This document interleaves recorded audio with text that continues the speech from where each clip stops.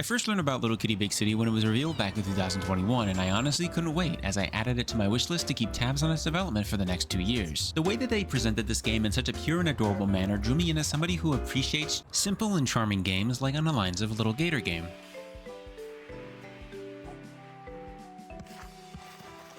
Or even a short hike.